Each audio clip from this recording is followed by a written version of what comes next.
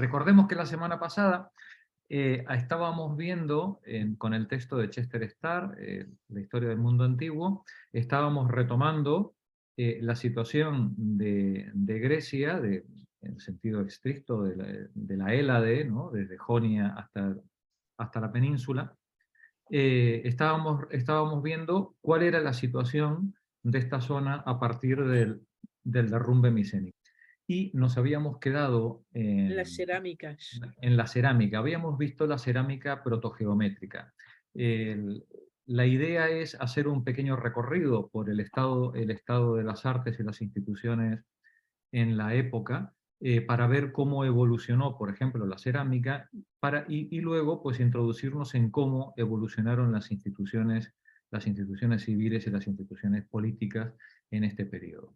La cerámica protogeométrica, que ahora compartiré pantalla, es una cerámica que se da a partir del derrumbe micénico y que aparece en los enterramientos entre el 1100, 1050 y el 900. Es decir, en la época, podríamos decir, estrictamente homérica, ¿no? la que se describen en los textos homéricos. Comparto pantalla.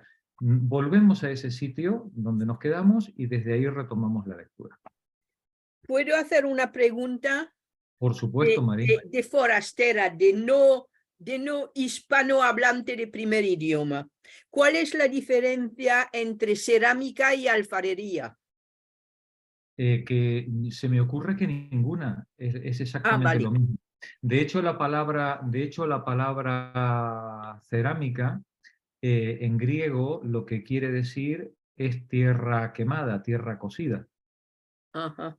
Y ese es el nombre, querámicos, el nombre griego, es el nombre que tenía un barrio de alfareros al norte de Atenas, Donde había un cementerio, ¿no? donde había un cementerio que luego fue el cementerio de Querámicos, y es donde, digamos, de donde proceden la mayor parte de todas estas vasijas y cosas de alfarería, ¿no? Lo que pasa es que alfarería probablemente es una raíz de un idioma diferente, a lo mejor. Sí. Empezando por al, puede ser árabe. Podría ser árabe, habría que buscarlo, ¿vale? No lo tengo mirado a eso, ¿vale? Nuestra palabra, en cambio, bueno, es una palabra cerámica, proviene del griego directamente. Sí. Y quiere decir propiamente eso, arcilla o tierra Barro cocida, cocido. ¿no? Sí. Eso es. Gracias, Bien, Jorge. de nada, faltaría más. Pero lo investigaremos, miraré a ver la etimología de alfarería.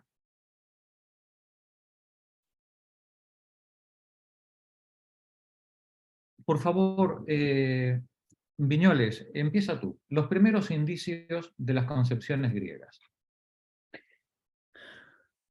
Los primeros indicios de las concepciones griegas. La cerámica protogeométrica, 1050-900 a.C. Para tener un testimonio claro de que las características fundamentales de la cultura griega habían empezado a aparecer en los siglos oscuros, es preciso examinar los restos materiales de la época, en especial la cerámica y la germinación del mito y de la épica. Durante la invasión dórica, los oficios más especializados ejercidos en los palacios micénicos, como la elaboración del marfil y del oro, el arte del fresco y la arquitectura, desaparecieron. La escultura y la arquitectura solo reaparecieron en la cuenca del Egeo en torno al 750 antes de nuestra era.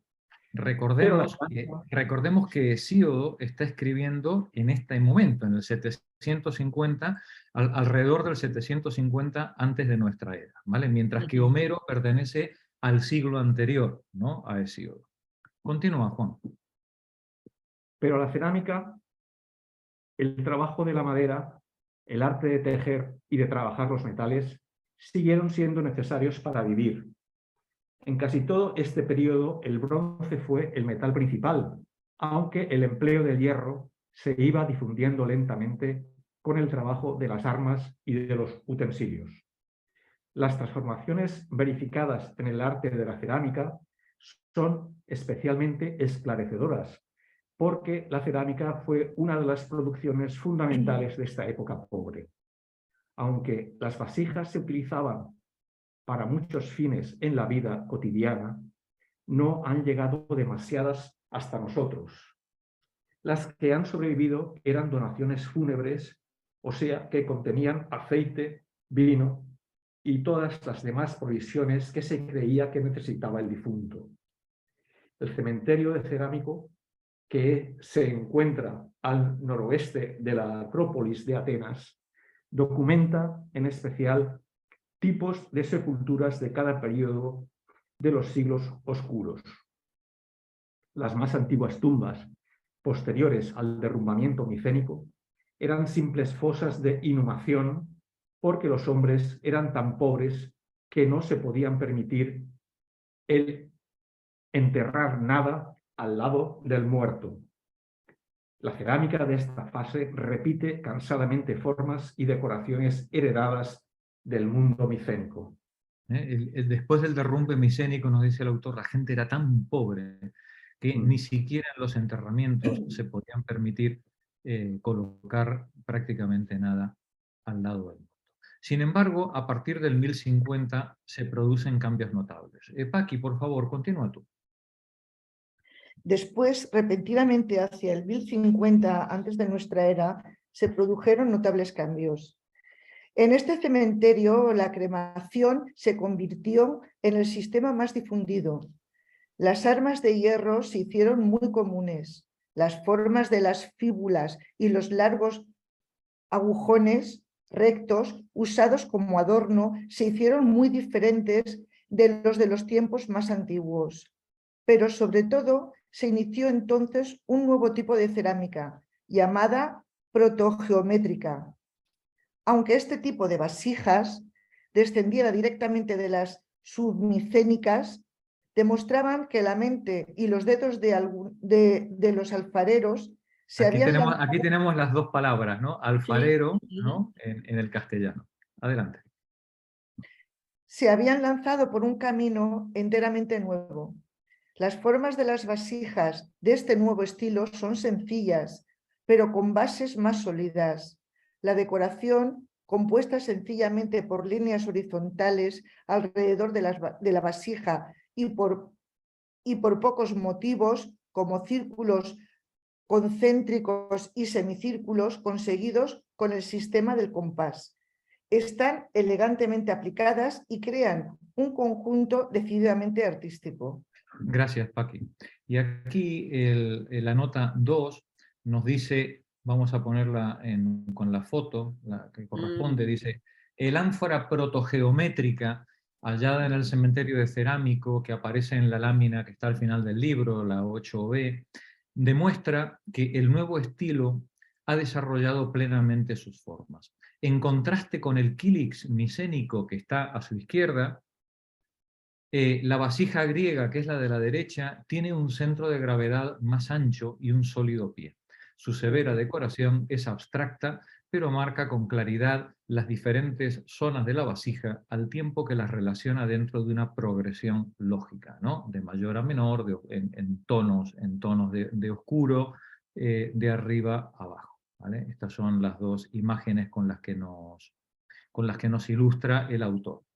Yo diría a la izquierda una cerámica de fiestas y a la derecha una cerámica culinaria o de cocina.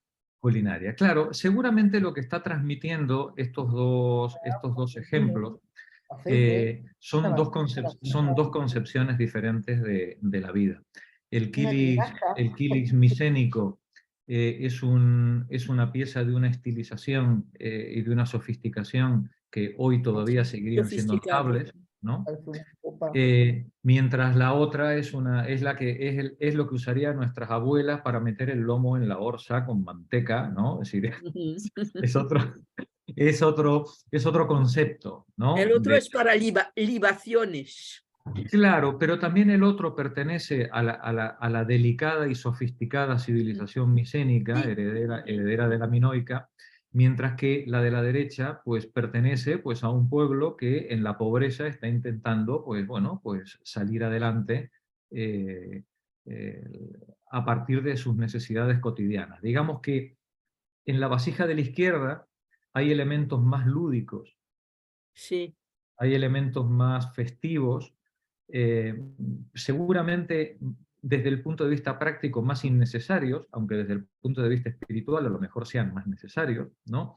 Y la de la derecha es una vasija que, pese a su esplendor, bueno, lo que denota es que es propiamente un valor de uso, pero no ¿no? falta de elegancia, ¿eh? No falto, Hay unas es proporciones excepcionales, ¿eh? efectivamente, es decir, el autor nos dice que dentro de este valor de uso, de este tipo de vasija de la derecha, ya está manifestando un estilo, una elegancia, unas proporciones, bueno, que apuntan maneras, ¿no? Para lo que vamos a ver a continuación. Vamos a terminar este párrafo y luego os pondré algunos ejemplos en progresión de fechas bueno, ejemplos variados de la cerámica que se encontró en este barrio de cerámicos.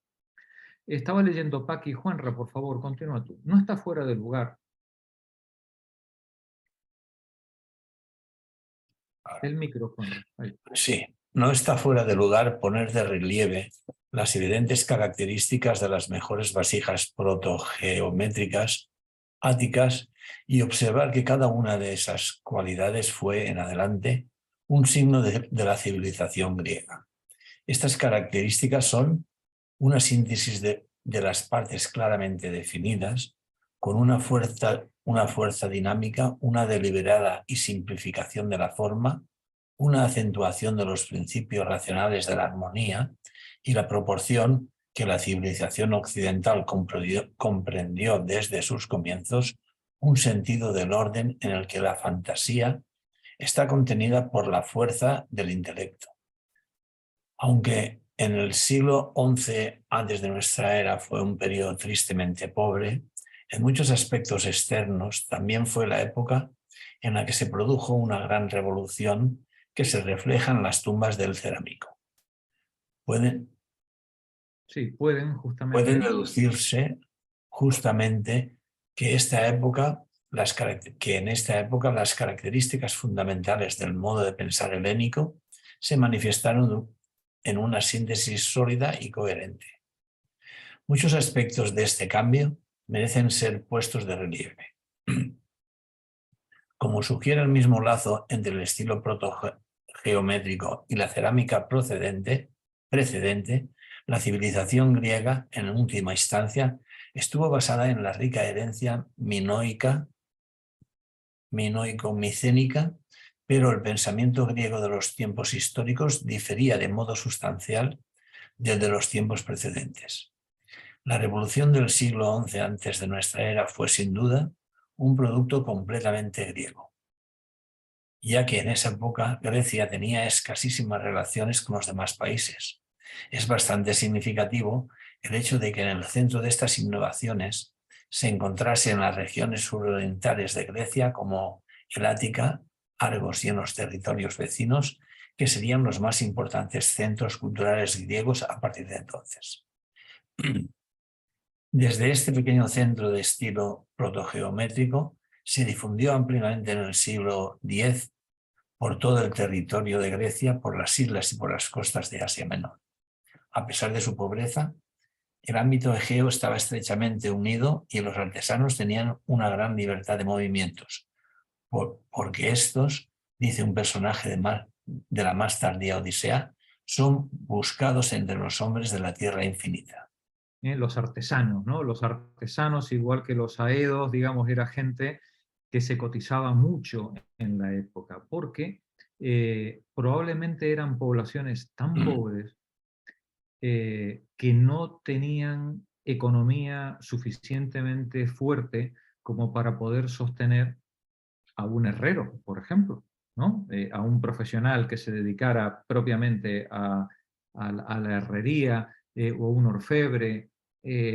Entonces, bueno, pues seguramente muchas de estas profesiones eran especialistas ambulantes que iban de población en población y la gente, pues, igual que ahora, o nuestros abuelos esperaban a que pasara el afilador, ¿no? Una vez al mes o cada 2 meses, pues en esa época pues esperarían a que pasara el artesano para poder hacerle los encargos que todo el mundo estaba esperando a que llegara el artesano para poder realizar. Porque estos, dice el personaje de la Odisea, son buscados entre los hombres por la tierra infinita. Vamos a ver los ejemplos de la cerámica protogeométrica, que os los he puesto. Ahora volvemos, ahora volvemos. Aquí tenemos una cajita, una pequeña urnita funeraria del siglo XI.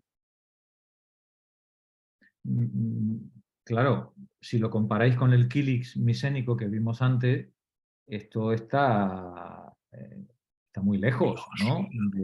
de aquello. Sin embargo, en esta cajita misénica, perdón, en esta cajita del cerámico, ya se pueden ver los detalles, digamos, de la ornamentación que van a ser característicos del resto de este periodo protogeométrico entre los siglos X y IX. En este caso estamos en el XI. Aquí tenemos un detalle de la tumba de una niña, y como veis, la tumba de la niña acompañada pues, de piezas de jarrones, piezas cerámicas, y estas famosas agujas de las que nos hablaba antes el autor, o los broches para el vestido. Las fíbulas. Y tenemos otro jarrón del siglo también aparentemente X, XI, también magníficamente diseñado, sólido, donde los haya, con un ornamento muy sencillo, propiamente lo que llamamos el protogeométrico. Oh. Una pequeña jarra. Pensad que la mayor parte de los instrumentos de uso cotidiano se perdieron, no tenemos. Lo que hemos encontrado, lo que estamos viendo son cosas de las tumbas, que son las que sobrevivieron al paso de las centurias y pudieron llegar hasta nosotros. Los objetos cotidianos acabaron siendo una montaña de escombro en los distintos asentamientos en los que vivieron las personas. Por eso dicen los arqueólogos, siempre hay una ironía propia de los arqueólogos, es que ellos son los basureros de la historia. Los arqueólogos se dedican a mirar en lo que la gente tiraba, ¿no? y recomponer las piecitas de todas esas cosas rotas. Cuando encuentras un cementerio que la tierra y el tiempo protegió durante centurias o milenios, entonces claro, es una mina maravillosa, porque es la oportunidad de encontrar algo completo sin haber sido destruido por el uso o por el paso del tiempo. Aquí tenemos otro cuenco también del XI. Aquí ya pasamos al X, en el siglo X. No solamente van adquiriendo mayor elegancia las piezas con el paso de los años, de las centurias, sino también la calidad de la artesanía se va haciendo cada vez más fina, cada vez más sutil, cada vez bordes más delicados. Tenemos un centauro, un muñequito de los que se depositan también en las tumbas.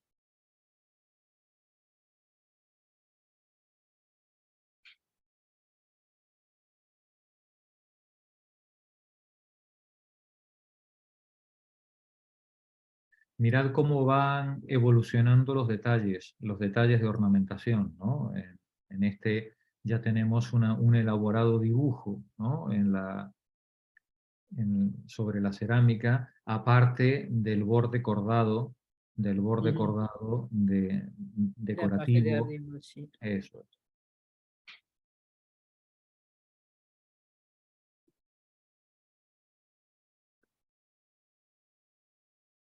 Mirad qué cosa más bonita. Vamos, aquí ya estamos en el 10, vamos ganando en elegancia dentro de la utilidad de las cosas. Esto podría ser una aceiterita, algún recipiente para líquidos, Para perfumes. perfumes, cosas pequeñas.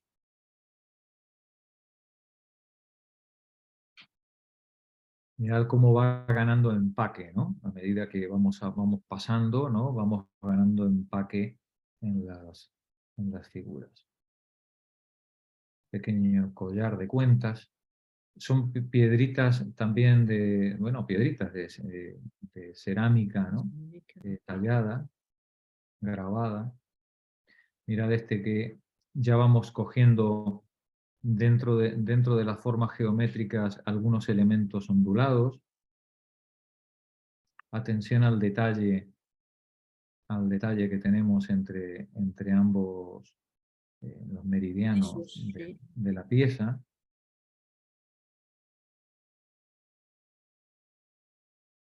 Como si fuera el cordado que habíamos visto más arriba, ¿no? En la otra, pero en vez de ser físico, ¿no? Está pintado. Está pintado, sí.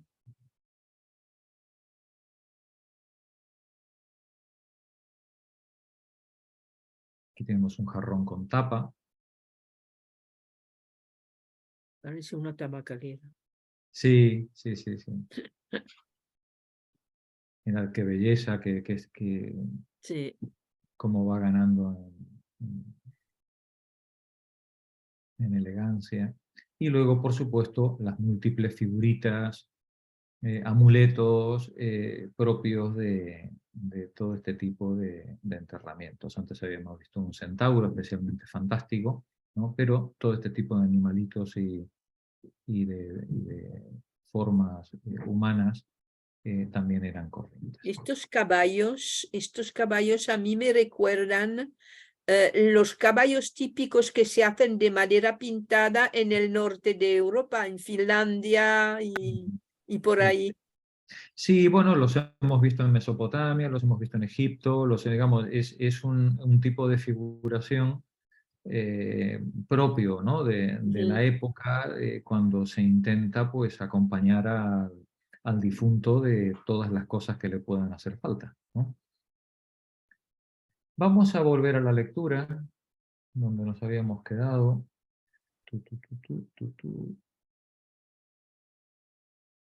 Aquí. Y vamos a pasar entonces ahora al siguiente periodo, al periodo propiamente llamado geométrico, que comienza a partir del siglo IX. Del siglo IX al 750, que recordemos el 750 es donde Hesíodo está escribiendo, ¿vale?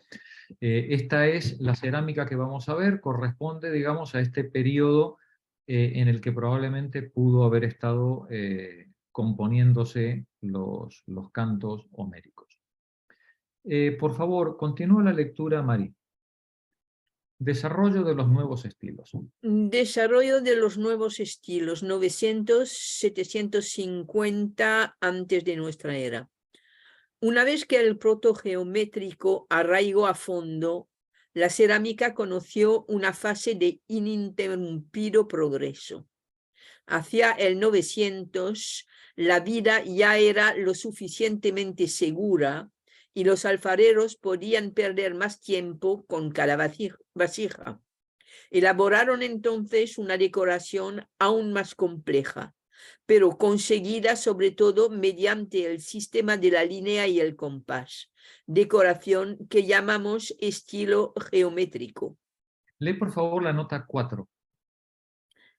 La lámina 8C representa una ánfora de cerámica K2100 de alrededor del 850-800, tanto de forma más alargada si se compara con el ánfora ánfora protogeométrica de arriba, como la más elaborada decoración de esta vasija muestra los cambios introducidos en la artesanía ática. Aunque la rica variedad de los dibujos se componga de poquísimos motivos, están combinados de una manera mucho más complicada que en la obra protogeométrica.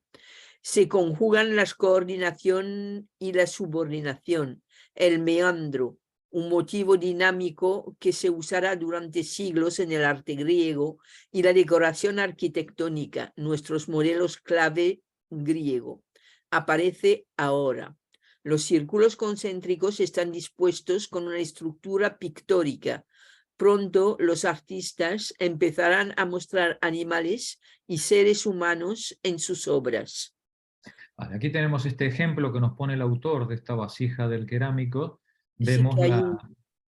Vemos, la sofisticación que tiene en el diseño, y cómo la sencillez que habíamos visto en los modelos anteriores del protogeométrico, bueno, ahora adquieren un abigarramiento y una densidad que en las centurias anteriores evidentemente ya no eran pensables, ¿no? Más recargado. Más recargado, y vamos ganando en estilización. Vamos a ver cuando lleguemos al final de este periodo, a las famosas dipilón, vamos a ver unas ánforas, bueno, que más de una de vosotras mataría por tenerla en casa, ¿vale? Una cosa. Y todavía estamos a 300 años de la cerámica griega que hemos visto en los museos, ¿no? Es decir, lo que estamos acostumbrados a ver. Pero esto ya es pata negra, ¿no? Lo que estamos viendo ahora. Vamos continúa por favor el párrafo, María. Sí. El Ática. El Ática tuvo en general una posición de preeminencia, pero en todo el mundo griego se aplicó este estilo común en numerosas variantes locales. Otro ejemplo de esa fructífera mezcla de unidad y diversidad que se manifestaba en los dialectos griegos. El estilo geométrico originó a su vez una notable serie de productos cerámicos, todavía geométricos en general, que floreció especialmente en Atenas en el siglo VIII. Como las vasijas más bellas de este tipo se encontraron cerca de la gran puerta occidental de Atenas, más tardía, llamada dípilo, este estilo se denomina dípilo. En él los artistas se evadieron por fin de la limitada serie de motivos abstractos que podían obtenerse mediante la línea y el compás, y empezaron a esbozar la figura humana. Como la vasija dípilo estaban destinadas a ser enterradas con los muertos o a colocarse encima de sus túmulos funerarios, suelen representar difuntos en angarillas a los que lloran sus deudos, cortejos fúnebres con carros y guerreros, o bien escenas de batallas terrestres o navales. Vamos a ver algún ejemplo de dípilo.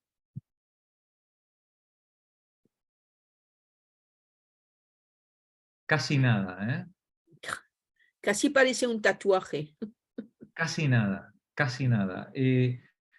Vamos a ampliar la imagen. Vamos a ampliar la imagen para que veáis el nivel de detalle en la ornamentación de esta vasija, ¿no? Es un cacharrón que tiene como 2 metros de altura, ¿eh? Es una cosa brutal. Bueno, no sé si esta en concreto, pero algunas de estas dipilos son verdaderas proezas de la alfarería. Mirad el detalle, ahora lo veremos en otras fotos a color, el detalle de la ornamentación.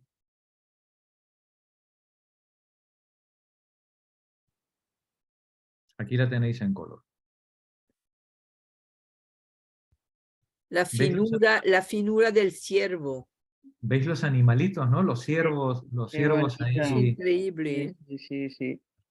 es algo excepcional, ¿no? Y es excepcional la suerte que tenemos de que haya llegado, ¿no? hasta nosotros, ¿no? Mirad aquí, estos son como Eso sí que no veo. como gansos, puede ser, o si algún otro tipo de animalito, parece más bien pájaros o aves. Muy esquemático, por supuesto, ¿no? Sí. Aquí tenemos la figura de un enterramiento donde están las plañideras y el muerto en su catre, y toda la gente, mirad cómo se echa las manos a la cabeza, están todos agarrándose las manos a la cabeza, ¿no? Llorando el fallecimiento. De ahí pueden haberse inspirado los cubistas, ¿eh? Es que de aquí se han inspirado todos. O sea, estamos propiamente dicho ante los orígenes de la ornamentación occidental. De aquí bebieron todos hasta el alfarero de la esquina, ¿no? Que tengáis en vuestra casa. Mirad qué bacán. Mirad qué dimensiones tiene, ¿eh? Pensad, mirad la vitrina que hay detrás. Sí. Y las dimensiones que tiene el cacharro, ¿eh? No sé si habéis visto alguna vez trabajar un alfarero, ¿no? Sí. Yo no sé cómo lo puede haber hecho, porque claro, el torno... Que no se le caiga, y que no se le caiga 20 veces. Eso. Bueno, seguramente se le cayó 20 veces, claro. Aquí tenemos un detalle otra vez de esto. Bueno, vamos a continuar con la lectura. Ahora que nos hacemos una idea de lo que es un dípilo, vamos a continuar con la lectura mejor. ¿Dónde estábamos? Aquí, gracias María. Continúa con la lectura, Alfonso. Algunas vasijas dípilo. Algunas vasijas dípilo tienen alrededor de 2 metros de alto. Son verdaderas obras maestras, tanto desde el punto de vista técnico como artístico. Sus formas y el tipo de decoración muestran claramente su procedencia de las vasijas protogeométricas y geométricas, pero revelan el gran salto cualitativo de la fantasía artística y del pensamiento lógico que se produjo en los 3 siglos que van del 1050 al 750 antes de nuestra era. La superficie de la ánfora de la lámina novena es un conjunto de líneas enlazadas entre sí, formadas por motivos sencillos, repetidos con leves variantes, pero todos ellos perfectamente distribuidos. De igual manera, el contemporáneo Homero variaba sus sencillos hexámetros, cuando creaba la gran epopeya de la Ilíada. En la escena fúnebre colocada en la espalda de la vasija, la representación de los seres humanos es esquemática, pero de un significado conmovedor. Examinada desde el punto de vista de la capacidad de representación, es una escena solemne reducida a sus más sencillos términos elocuentes por su propia sencillez. Aquí el artista no ha intentado hacer más de lo que podía exactamente. Un arte no por él, sino meditado y austero. Sí, el artista seguramente no tenía medios para hacer una representación, una figuración mayor, ¿no? Pero los pocos trazos que utiliza están elaborados con maestría, con tanta maestría que esas pequeñas figuritas expresan perfectamente la emoción que tienen que transmitir, ¿no? Con unos ligeros rasgos, ¿no? que traza con el marcador. Continúa, por favor, Alfonso.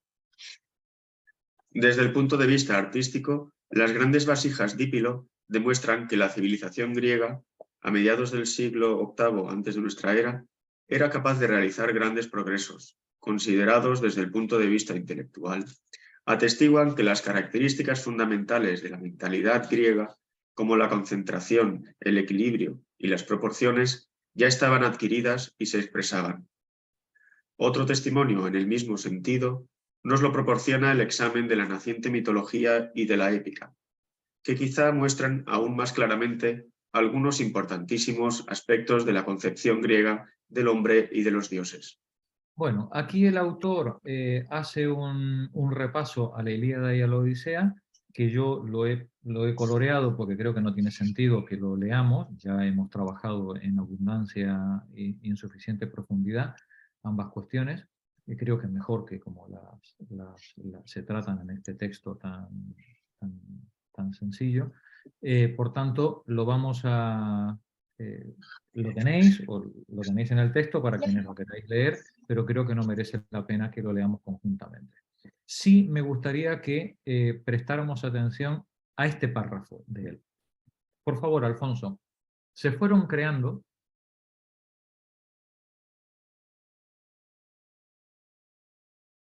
el micro, Alfonso. Se fueron creando también un léxico y una lengua épica que se basaban fundamentalmente, aunque no de forma exclusiva, en el eólico. El verso épico fue siempre el hexámetro, un verso sencillo de 6 pies que podía variar levemente, pero que se adecuaba a la perfección al recitado oral.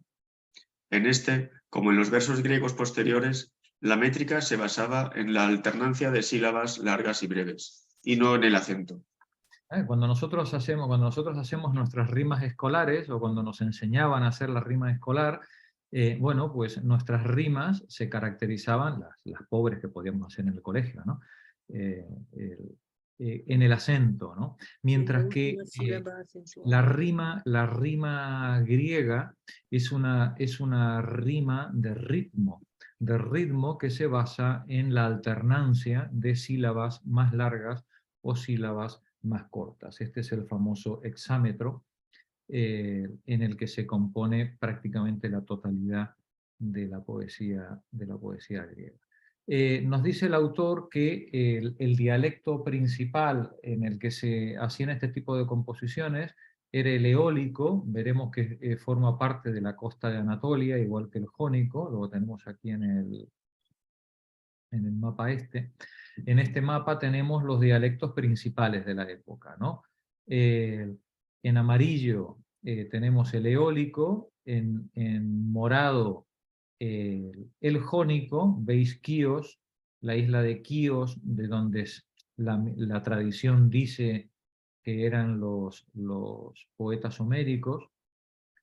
Y al oeste, la zona marrón noroccidental, la zona dórica, aquí abajo en la zona de Laconia, lo que es la zona espartana, y la zona aquea en el centro, y los arcadios. Como veis, según los movimientos de población que hubo en la época, en esta primera oleada migratoria, según los movimientos migratorios que se produjeron ante el avance de los dorios, las poblaciones se fueron dispersando. De esta manera tenemos arcadios, el dialecto arcadio hablado en Chipre, o podemos tener el dórico hablado en Creta y en Rodas, ¿no? Mientras que la gente de Eubea emigró hacia la zona de las Cícladas y de la costa de Jonia, mientras que la gente de Tesalia emigraría al norte de la península anatólica hacia la zona de Pérgamo y Lesbos. Vemos como también los jonios ocuparon la Calcídica y las márgenes del Prepóntide, lo que hoy llamamos el Esponto, se llama hoy, no, hoy día tiene otro nombre, es el Bósforo, creo que se llama, ¿no? El estrecho este. Antiguamente era el Helesponto, ¿no? No sé hoy ya cómo lo reflejan los mapas. Bien, y entonces el autor sigue hablando de la Ilíada y luego de la Odisea, comparándolo con el poema de Gilgamesh, que ya lo hicimos nosotros también, y finalmente llegamos hasta aquí, que es donde me interesa que continuemos la lectura. Alfonso, por favor, otras narraciones épicas. Espera, Jorge, ¿qué página? Ah, vale. Otras narraciones épicas referentes a la guerra de Troya se compusieron en el siglo siguiente, pero los relatos menores no han superado la prueba del tiempo y no han llegado a nosotros.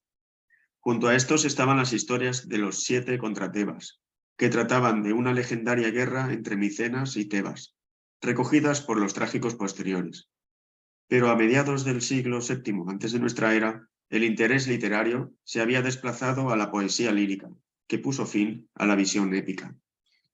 Si la Ilíada y la Odisea han llegado a nosotros tal y como fueron compuestas, la principal razón estriba en el hecho de que los griegos aprendieron a escribir de nuevo antes del 700 antes de nuestra era. En cierto momento del siglo VIII antes de nuestra era, algunos viajeros griegos que se dirigían al Mediterráneo oriental aprendieron el alfabeto fenicio y, advirtiendo su utilidad, adaptaron la escritura a su lengua. Al hacerlo tuvieron que inventar nuevas letras y emplearon de modo sistemático unos signos que indicaban las vocales, que eran mucho más importantes en las lenguas griegas que en las semíticas. Así, el alfabeto griego se convirtió en un ágil instrumento capaz de expresar con precisión y claridad todo tipo de ideas. Como en el caso de los dialectos griegos, también se crearon muchas variedades locales de alfabeto.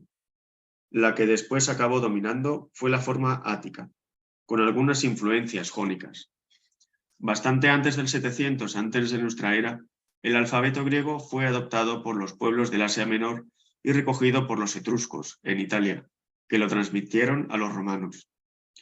No sabemos cuándo ni cómo se puso por escrito la gran épica, pero una vez que ocurrió esto, pudo circular fácilmente por todo el mundo griego y constituyó una fuente de inspiración para los artistas, un estímulo para los poetas y también una interesante documentación de las ideas griegas sobre el hombre y los dioses. Y hoy sigue siendo fuente de inspiración para todas nosotras, inclusive a quienes pretendan desarrollar la profesión médica o la psicología, ¿no? Los mitos griegos y los mitos expresados tanto en la tragedia como en la mitología griega siguen siendo hoy un elemento constitutivo de nuestra comprensión del ser humano y de la vida. Dice el autor que los griegos, recordemos, habían adoptado en algún momento del siglo VIII, adoptaron el alfabeto fenicio y lo aplicaron a la verbalización griega, ¿no? Es decir, el alfabeto fenicio era un alfabeto que servía para poner por escrito el modo de hablar de los fenicios. Y por tanto, cada letra equivalía a un fonema, equivalía a un sonido. Lo que hacen los comerciantes griegos de la costa de Anatolia es coger ese alfabeto fenicio y con esos sonidos adaptarlo a la lengua griega para transcribir lo que los griegos decían en las letras con los sonidos que habían cogido de los fenicios. Eso mismo será lo que hagan luego los etruscos y luego será lo que los latinos, los romanos, hereden a su vez de los etruscos. Fijaos qué interesante es el fenómeno, porque sabéis, bueno, creo que todavía no José Antón está por ahí, por favor, conecta tu micro un momentito. Tengo entendido que el etrusco no lo podemos todavía, lo podemos leer, pero no lo podemos entender, ¿verdad? José. No. Lo que hay de traducciones del etrusco es porque se han podido traducir nombres concretos, nombres propios, nombres de dioses, porque ha habido algún texto, igual que lo de la piedra Rosetta en Egipto, ¿no? Sí. Que ha dado la pista, pero no ha sido suficiente para poder interpretar el conjunto del lenguaje. Hay dos idiomas, si yo no estoy mal informado, hay en dos idiomas fuera de la onda indoeuropea en el ámbito de la Europa occidental que no responden al esquema de difusión de las lenguas derivadas del indoeuropeo, que son una es el etrusco y el otro es el euskera. Claro, claro. En este caso quería hacer la observación de que el etrusco lo podemos pronunciar Claro. porque tenemos el alfabeto, ¿no? Sí, Sabemos cómo suena el alfa, beta, gamma, sabemos cómo suena la letra y lo podemos pronunciar, pero no sabemos qué están diciendo. Porque como es una lengua no indoeuropea aparentemente, ¿no? Pues no tenemos las herramientas para... Hay muchas teorías, ¿no? Pero porque se habla del vínculo en el caso del etrusco con Lesbos, la isla de Lesbos, porque hay una estela que recoge un trocito de lo que podría ser etrusco, con lo cual podrían haber tomado el alfabeto a partir de Lesbos. Y luego la otra peculiaridad, ahora lo estás mostrando, es que ellos invierten las letras, digamos, las colocan del lado contrario, ¿no? Claro, claro. Como por ejemplo la alfa, ¿no? Claro. La letra alfa, que en el fenicio, en el hebreo y en el griego están acostadas, ¿no? Ellos la ponen en vertical, ¿no? Sí, y si os fijáis, en el caso de, bueno, se puede ver bastante, bueno, en el caso de la ro no, pero del mi, de la ro, abajo se ve muy claramente, como está justo al revés. Al revés. Abajo Claro. en la tercera, bueno, espera, Aquí lo tengo. Claro. 1, 2, 3, 4, 5, 6, 7, empezando por abajo. La 7 empezando por abajo, veis que es justo igual, pero al revés. Claro. Colocada en el sentido contrario. No se sabe por qué hicieron eso. Entonces, la única pista que hay, pero tampoco es segura, es que el alfabeto procediera de Lesbos, pero no hay suficientes datos para poderlo argumentar más allá de una inscripción, ¿no?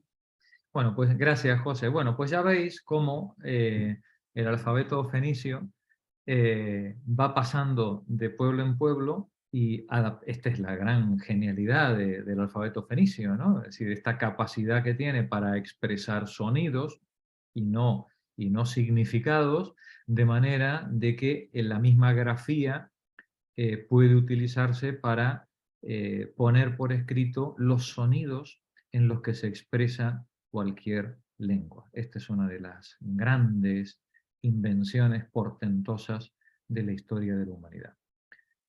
Aquí tenemos la comparación, que ya os la pasaré, ya os pasaré el texto completo con todas las anotaciones, con la comparación entre el fenicio, el hebreo, el griego, el etrusco y el latín.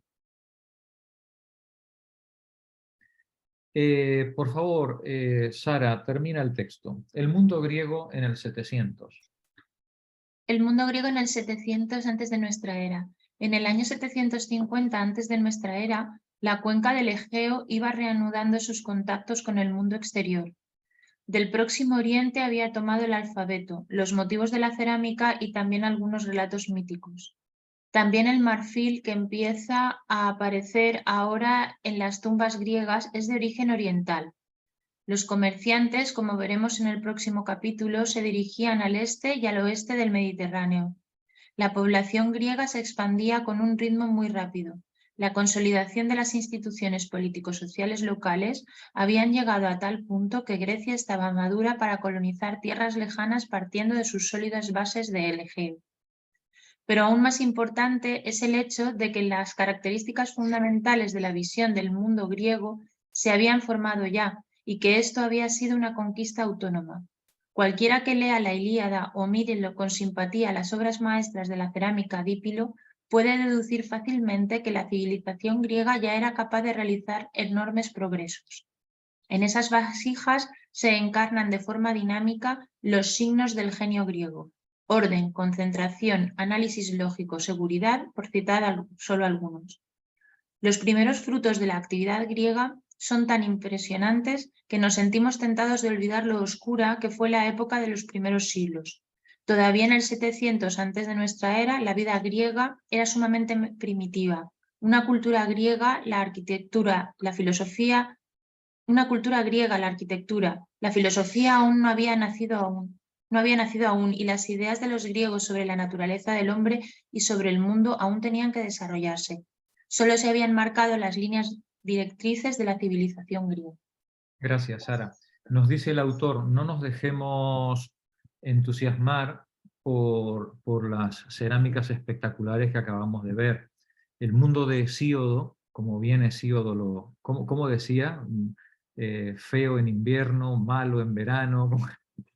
El mundo de Hesíodo era un mundo pobre, era un mundo todavía queriendo arrancar, un mundo lleno de injusticias, con una vida muy dura. Nos dice el autor, todavía en el 750 la vida griega era sumamente primitiva, pese a lo que vamos a ver ahora, los ejemplos de cerámica del geométrico. Dice el autor, una cultura griega, lo que entendemos por la cultura griega, la arquitectura, habíamos visto al principio, en la semana pasada, el Partenón, la filosofía, todo esto no existía, no había nacido todavía en el 750. Y las ideas, dice, de los griegos sobre la naturaleza del hombre y sobre el mundo aún tenían que desarrollarse. Todavía nos están faltando 150, 200 años para que despegue la filosofía. Solo se habían marcado en el mundo de Hesíodo en el 750 las líneas directrices de lo que sería la civilización griega. Me llama la atención encontrar entre la bibliografía recomendada El mundo de Odiseo de Finlay, que nos hemos divertido y disfrutado en leer en las sesiones anteriores. Pues ya veis, estamos con los mejores textos de la historia. Vamos a ver algunos ejemplos de la cerámica geométrica, que es la que va del 900 al 700.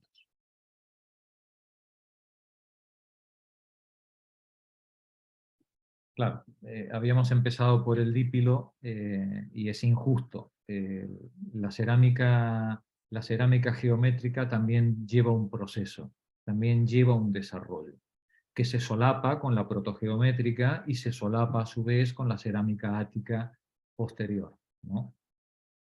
No hay saltos bruscos, hay procesos en los cuales la gente va aprendiendo unos de otros, unas de otras, en su oficio y en sus detalles.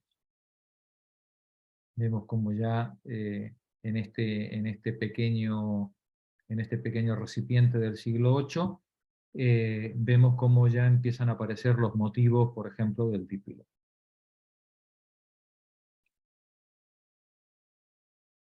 Ya tenemos algunas pequeñas figuraciones, nos estamos saliendo ya del geométrico, ya hay formas curvas y hay ciertas representaciones. En este caso, pues una especie de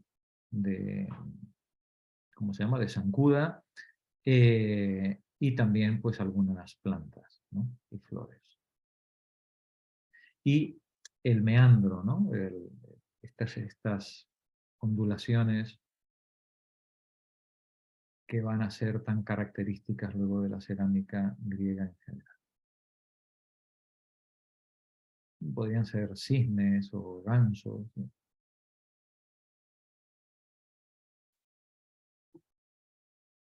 Veis la evolución notable con respecto al protogeométrico, no solamente en la ornamentación, sino en la esbeltez y en la finura también de las piezas, ¿no?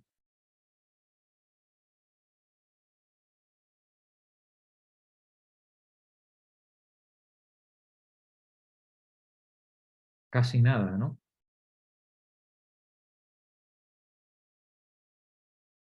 Fijaos que aquí tenemos hasta una escena que podría ser una escena micénica, una escena propia de la Ilíada, con el carro micénico de dos ejes y el escudo con forma de 8, ¿no? En este caso un carro tirado por 3 caballos, además, cosa curiosa que no había visto hasta ahora.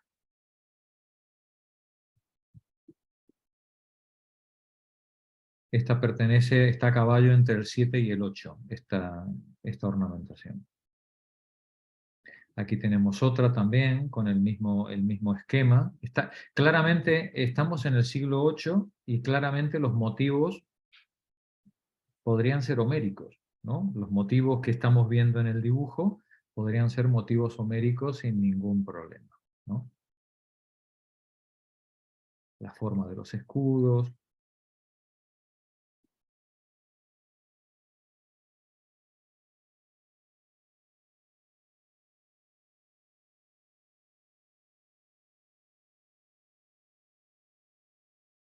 Aquí tenemos el gran dípilo, este que vimos en la escena, en la primera imagen.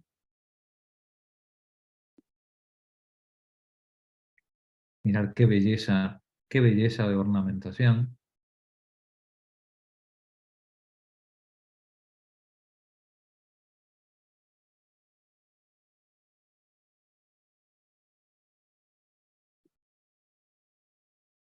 ¿Ves cómo están los dibujos de guerra, los dibujos bélicos, representados dentro de esa estructura geométrica que los marca? Aquí tenemos fragmentos.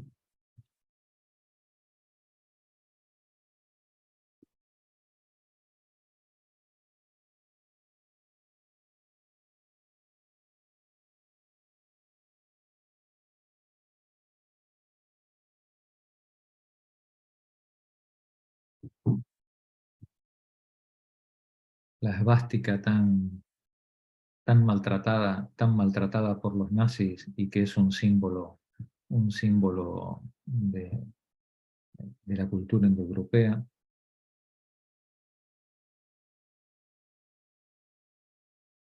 La vimos en la esvástica desde el Valle del Indo, ¿no? Hasta Irán. Y también la vemos aquí en Grecia. Mirad qué finura estos caballitos podrían ser, por lo esbeltas de las patas. Podrían ser perros también, pero las patas no parecen, las pezuñas no parecen propias de perros. Mirad qué belleza los... Aquí estamos ante un estilo, lo que se llama el geométrico orientalizante. En esta cerámica estáis viendo motivos más propios de la Mesopotamia que lo que estábamos viendo en la Hélade, ¿no? Por eso se le llama orientalizante. Aquí tenemos estos leones magníficamente representados. Leones y esfinges. Este es el protocorintio. Es que el león de abajo casi podría ser chino. Sí, es que este de aquí es tremendo. Sí, sí, sí. Este. Y mirad la cabra, esta especie de cabra, qué belleza, qué gracia tiene, ¿no? En su expresión corporal, ¿no? Sí. No son meros esquemas. Son animales finamente representados en toda su expresividad, ¿no? Con mucha observación y Mucha observación. Mirad la cara de mala leche que tiene el león, ¿no? Sí, esto no es un mero monigote que podría ser yo, ¿no? No. El que ha hecho esto sabe dibujar, sabe pintar y domina perfectamente la expresión corporal y animal. Mirad como otra vez la tenemos la ahí. esvástica. Esvástica.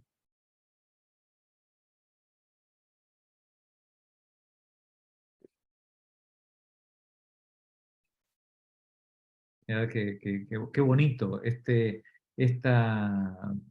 esta pieza que es una aceitera en forma de rosquilla, que se llama, creo que se llama ciambela o quiambela. El interior es una rosquilla, ¿no? Que recoge el líquido, ¿no? Qué cosa tan bella, tan delicada, ¿no?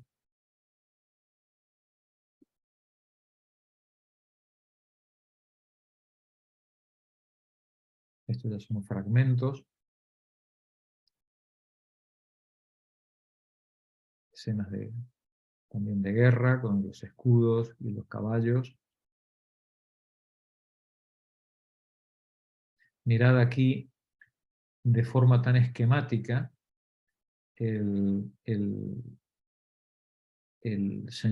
señor que está llevando de la mano, ¿no?, los dos caballos embridados.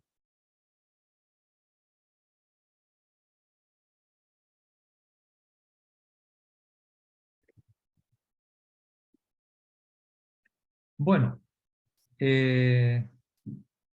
me imagino que este viaje por la cerámica geométrica y protogeométrica os ha puesto sobre la pista del tipo de cultura del que estamos hablando, aun cuando nos dice el autor, no olvidemos que estamos ante un mundo todavía muy pobre.